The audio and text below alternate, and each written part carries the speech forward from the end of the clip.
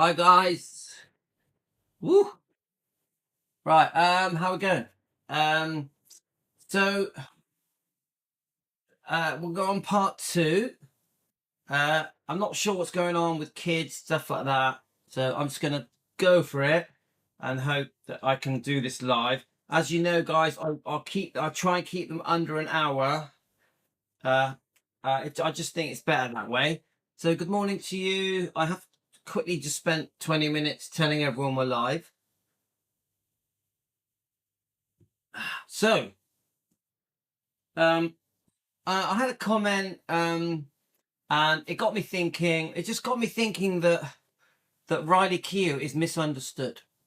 Misunderstood. I really do think that Riley Keough gets a bad rap. I just think I know that there's fans that how can I say it? That this I said this in part one. You've got you've got the real hardcore Elvis fans that everything that matters is Elvis.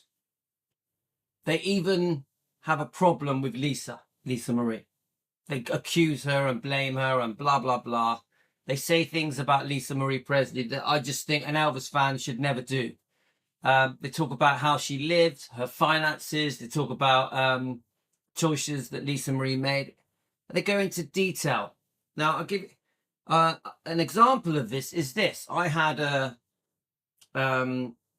lady join our Facebook page, and she messaged me directly. She was saying to me, look, I don't really like the way you defend because it creates hate for Priscilla. So so that person, it was pretty obvious that person, I won't say her name, if she watches this show she'll know who I'm talking about. It's pretty obvious that person is a Priscilla fan. Yeah. Now I say this to people that are Priscilla fans, that once you've done proper research where you properly understand what actually happened month by month, year by year, if you truly did the research in a way that is fair to Elvis, you would not be a Priscilla fan. You would not be. So it was very clear this woman that was messaging me was a Priscilla fan. But this is what surprised me the most. Yeah. And I just wonder if I can I'm not going to say anyone's name and anything like that. I won't do it, yeah? But what surprised me the most is that we started talking. We were sending questions to each other back and forth. Yeah, this person. So, who was it that mentioned her to me? I think it was Debbie. Debbie, you mentioned her to me. I won't say her name. But what happened? Now, remember, this person was telling me off, saying, you know, you're defending is creating hate for Priscilla, spreading hate. Yeah? Now, I don't see it that way. I see that our Defending Elvis Presley channel is, I think we're at the forefront of defending Elvis, Lisa Marie, and the bloodline. I really do. There's a few other defenders out there. You know who they are, guys, that I have a massive amount of respect for. But I think because we have a team called Team Elvis, I think because we do 2, 3, 4 lives a day defending Elvis, Lisa, and the bloodline, I really think that we are, how can I say, when I say forefront, I don't mean the best. I don't mean that.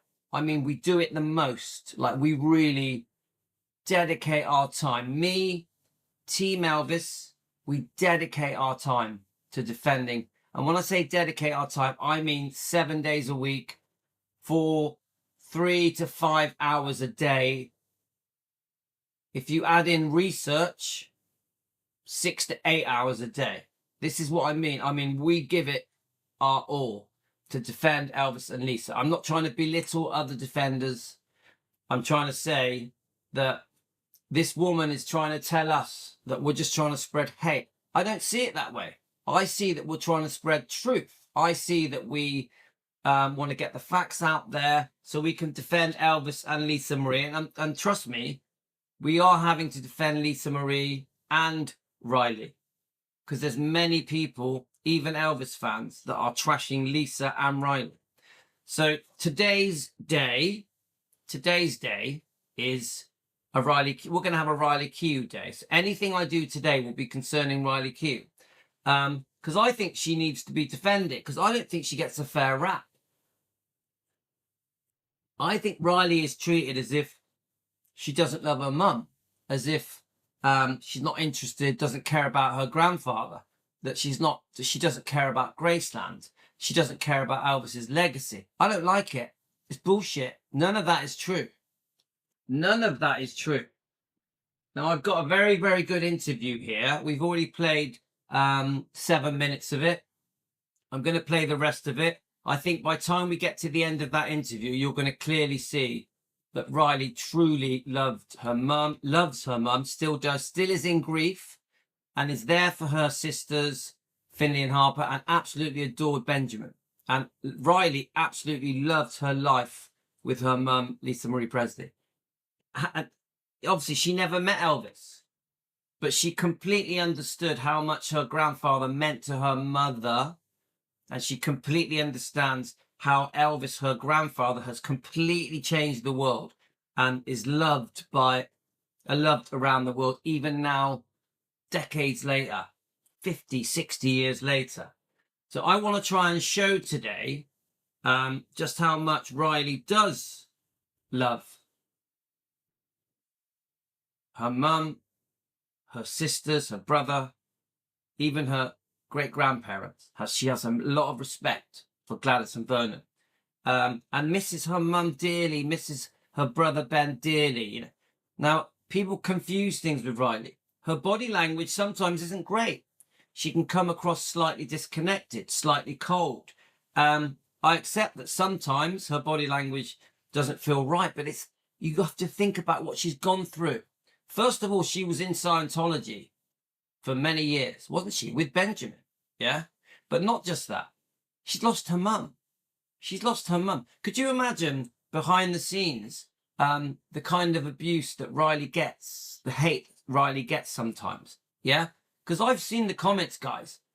There's some pretty hateful Elvis fans out there that have got it in for Riley. I put it to you guys now. Have you guys seen the hate that's aimed at Riley, even from Elvis fans? So we have to defend Riley. We have to stick up for her. We have to show the true Riley, the Riley that absolutely adores her mother, her brothers and sisters, her brother and sisters. The Riley that went out of her way to finish this book. She really did thousands of hours to finish this book and then did a book tour. Remember what's in this book. In this book, it clearly exposes Michael Edwards for the alleged abuse. Of course, we want justice for Lisa Marie. We want Michael Edwards arrested because we believe it happened, even though it's alleged. We even think that Priscilla should be questioned for what happened. Hi, Di, I'm just live at the moment. I'm just going to quickly walk the doctor. They are with you. Fine. The phone. You can take off the phone. Right, guys. So, as I was saying, guys, so we have got clear proof here that she went out of her way to defend her mother. Clear proof.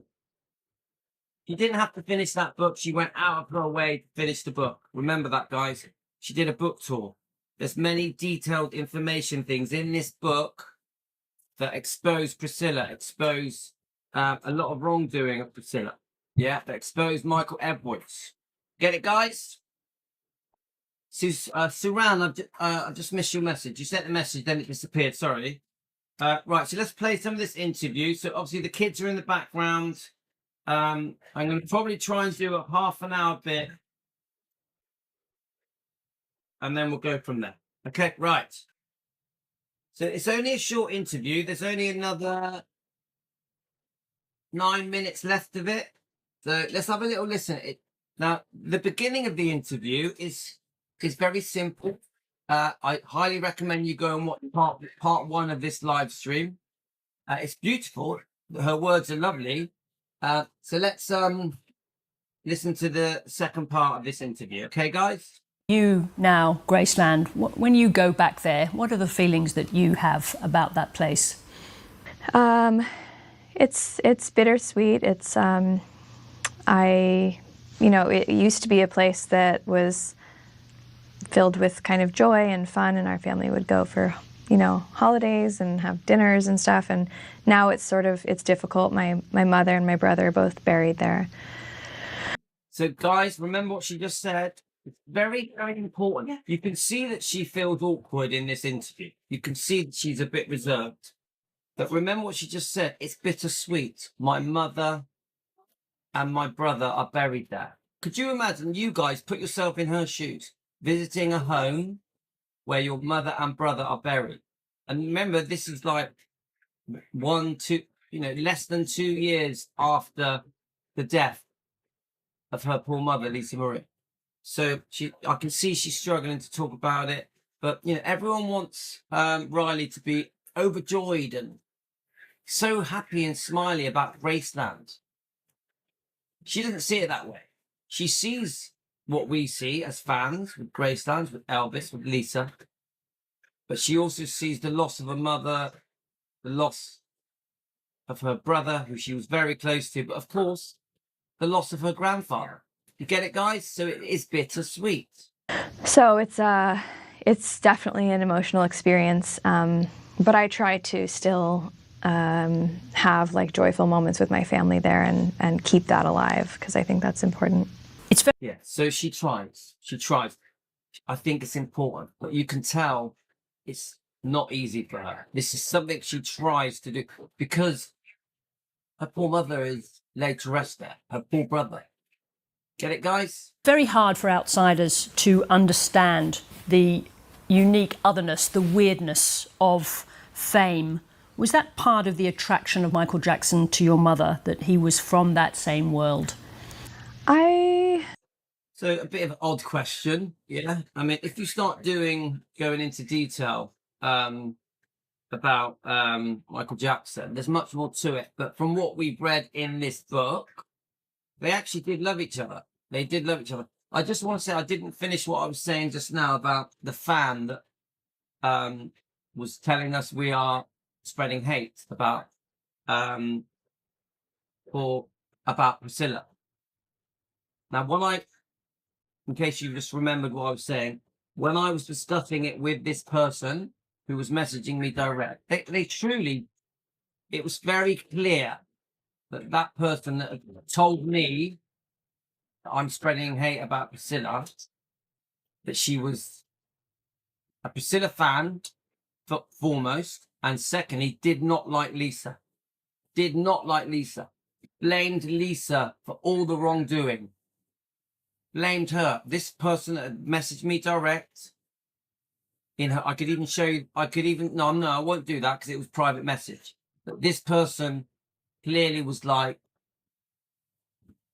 blaming Lisa for everything. For everything. Everything negative that happened in Lisa's life was blamed on Lisa. There was no understanding of what Lisa went through with Scientology, with alleged sexual abuse, losing her father, being taken away from her father at such a young age, forced to live with Mike Stone, the karate guy, when she was literally, I think, 4 years old, losing her father at age 9. You get it, guys? Then Priscilla's boyfriend abusing her, allegedly abusing her. There was no understanding of that. There was just, oh, come on, her marriages were a mess. The money she had wasted and all that. There was this person who had messaged me saying I was spreading hate and I was being negative. Yeah, was very negative about Lisa Marie. Clearly a Priscilla fan. So you see, guys, you got to remember that when you get these people that are jumping on our Facebook page defending Elvis Presley, calling us haters, yeah, saying that we spread negativity, all the rest of it. Haters of Priscilla, yeah? I'm not a hater of Priscilla. I spread the truth. I openly discuss the truth. I defend Elvis. I defend Lisa. It's never about hate. It's about getting to the truth. That person, when I started talking to them, yeah, then had very strong opinions that I think were very negative towards Elvis's Elvis's daughter, Lisa Marie Presley. You get it, guys? So when you dig deep, some of these Priscilla fans, they're the haters. They're the haters because they're hating on poor Lisa Marie. They're ignoring what Lisa Marie went through, the life she lived, the hell that Lisa went through at the hands of her mother, Priscilla. So, and they're trying to support Priscilla, who has spent 50 years lying to us, in my opinion, just for entertainment purposes. 50 years twisting the truth, misleading us, spoon feeding us lies. You get it, guys? So sometimes, these people that call us haters, secretly, they're haters. Go on, everybody. Okay. So, get it, guys?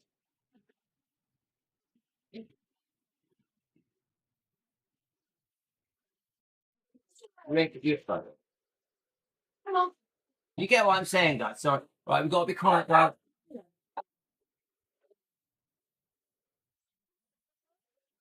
Right, let's play. I don't think it. I don't think that that was one of the reasons that she wanted to be in a relationship with him. I think that having that sort of lifestyle in common was probably like a shared experience that they had. But I don't think that was like the reason that she liked him. She liked him because she liked him, right? She liked him because she liked him, yeah. Yeah, just a few more minutes. Simple in that sense. What kind of a presence was he in your recollection? In my experience as a child, he was just, he was my stepfather. So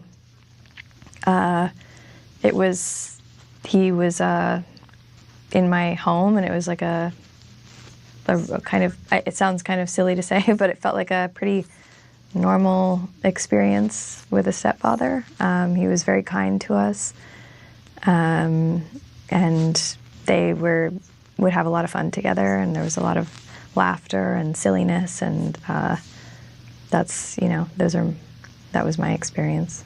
You see, now people want her to say a load of negative stuff about Michael Jackson.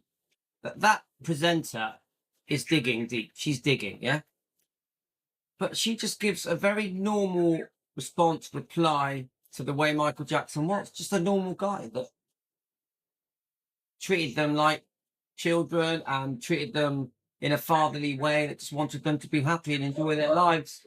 A guy that was nice to their mum, Lisa. You get it, guys? So people are digging for the dirt. But the truth is, she has very happy memories of Michael Jackson. She has happy memories of him. He treated them good. So even Lisa, she says it in her book, yeah? They had some very happy times together, her and Michael. Obviously, things changed. There were problems with Danny, there were issues concerning Danny Keough, etc.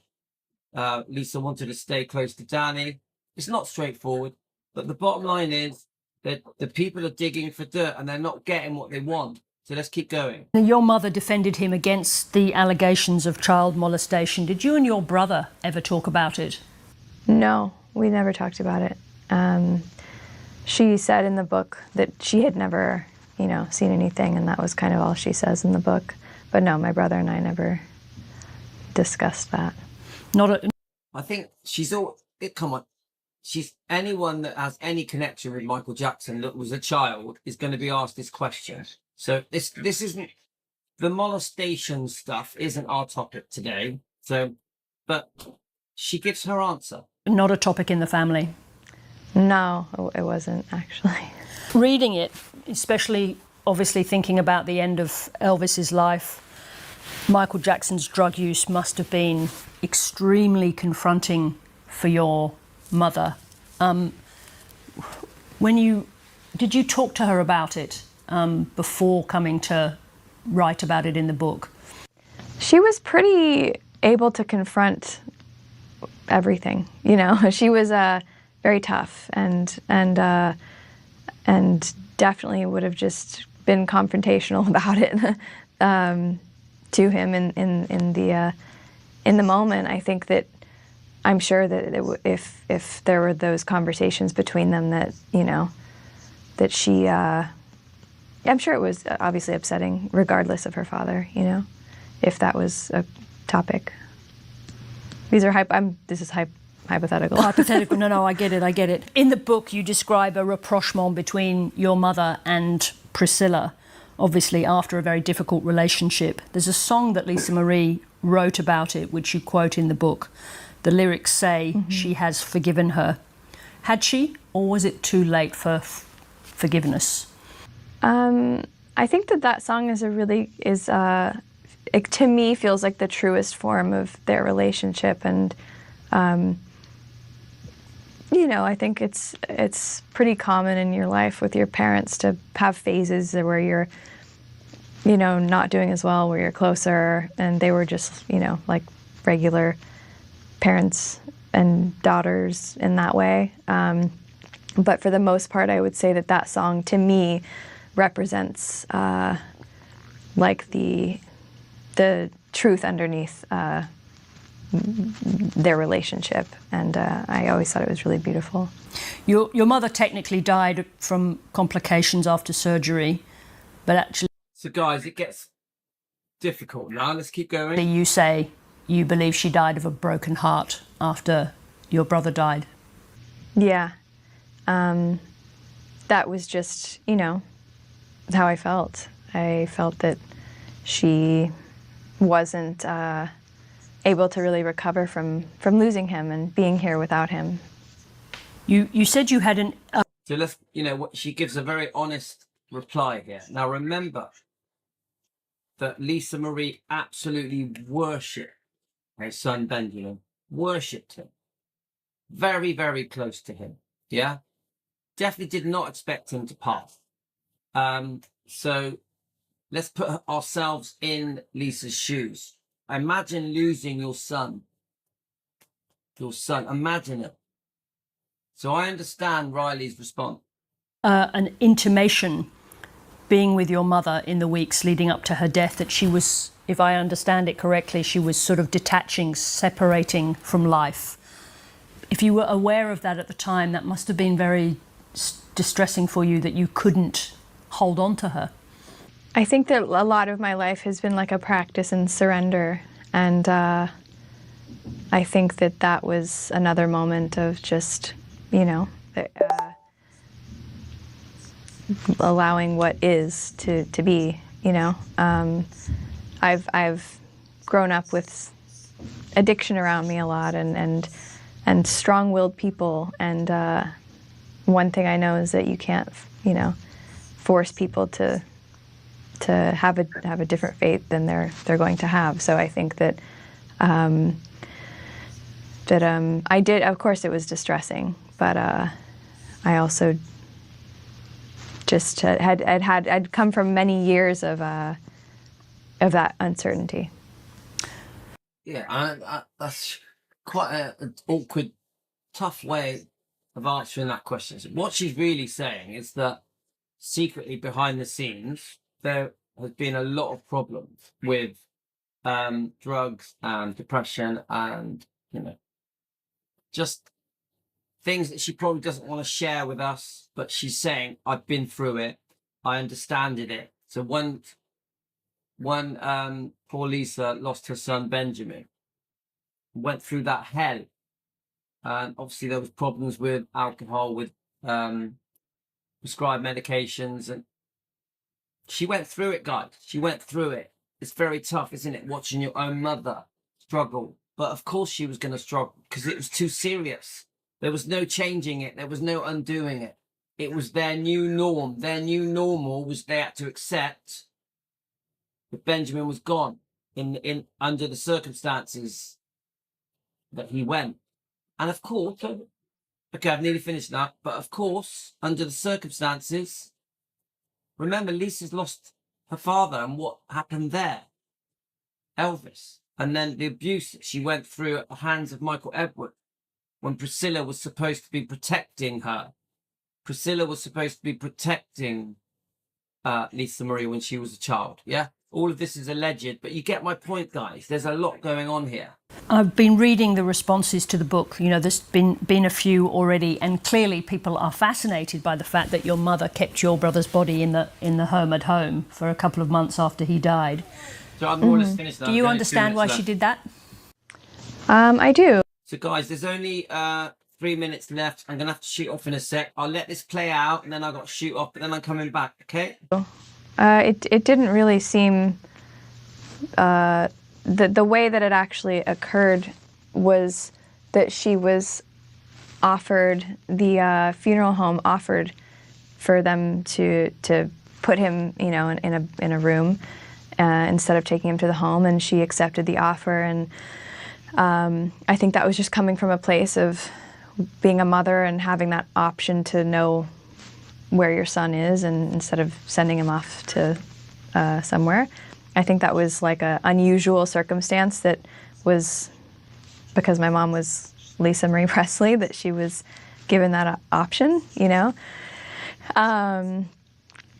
But it was really like it was the 2 months thing just kind of accidentally happened because we didn't know where he was going to be buried, and it was COVID, and there were a lot of, you know, restrictions, and we weren't sure if he was going to end up in Hawaii or in Graceland, and so time just kept, you know, moving, and then 2 months had gone by when we kind of had a plan to take him to Graceland. So yeah, obviously very awkward.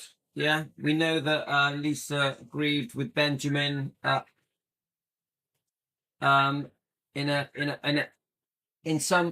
way that some people call unusual. From what I've read, Lisa was pleased that she could do that she could sit with Ben for those weeks, even months, and say goodbye and try and make peace with what happened, to grieve with Benjamin. So some people see it as very strange, very odd, even weird. The interviewer wants us to think it's weird.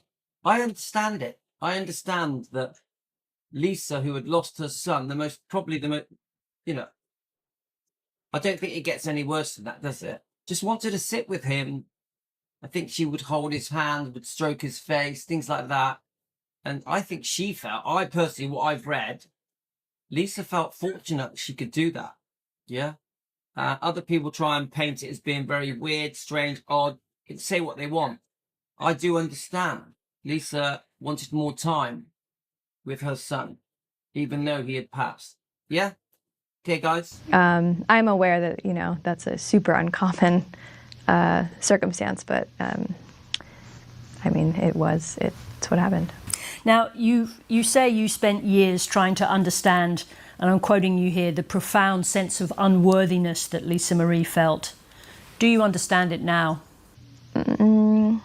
Not really. I think that growing up... It's just 1 minute, then we'll do it. I think growing up with the attention on her that she had, and in the time she did with all of the tabloids and how intense that used to be up until, I don't know, maybe 10 years ago, I would imagine that contributed to her insecurity. You know, from as far back as I can remember, it was like she was on every magazine cover, and it was usually very negative. So I think... And could you imagine how that feels, guys? I think that going into the grocery store every day and seeing that all day long, I would imagine, would create insecurity, amongst other things, amongst losing a parent, you know, very young, not having real solid friendships. Like, I think there were a lot of reasons why she... Not having solid friendships. Do you see? She knows her mum. Today we're dedicating the day to Riley Keough, because I want to defend Riley. I want to try today to try and help the people that think that Riley hasn't been there for her mum, that Riley doesn't love her grandfather. I want to show these people that they're wrong. She absolutely worshipped her mum. She massively respected her grandfather, who she never met. She's there for Finlay and Harper. Get it, guys? She did the right thing with the book, From Here to the Great Unknown. She put her heart and soul into that book, finishing her mum's tapes. She took on the mantle of being in charge of Graceland, a very busy woman with a busy career, acting, modeling, and many other things. She doesn't need the money. She's got enough money herself. She's a self-made person with her own money. She's doing this for the legacy of Elvis and Lisa Marie. Yeah, she's preserving the legacy, the building, the Graceland, the building, on behalf of her mother, who she adored, who she was very close to. Anybody that thinks for a second that Riley is not a fantastic daughter to her mother, you're very mistaken. You're very mistaken. And somehow today we're going to try and understand Riley. We're going to find lots of different interviews and we're going to review them and look into them. We might have to go into tomorrow as well, but I think Riley is very unfairly portrayed, even by Elvis fans, Some Elvis fans take it too far. They just want to support Elvis. But that's not fair. We must support his daughter, Lisa Marie Presley. We must support his grandkids. We must support Lisa's children. We must do it, guys. And we also defend Vernon and Gladys. You get it? We have to defend the bloodlines. Picking and choosing how we defend Elvis, Lisa Marie, Riley, Finley, Harper, Gladys, Vernon and Benjamin isn't fair. If you're there for the family, if you're there for the bloodline, you should support them all through thick and thin, even if you don't agree with everything they do, even if you have difference of opinions. We still have to show our love for the bloodline of Elvis. Very important to me. I personally think Elvis would want us as fans to support not just him as fans, but his daughter, Lisa Marie, and Riley, Finley and Harper, the living members especially, because they have really got a tough challenge ahead of them, haven't they?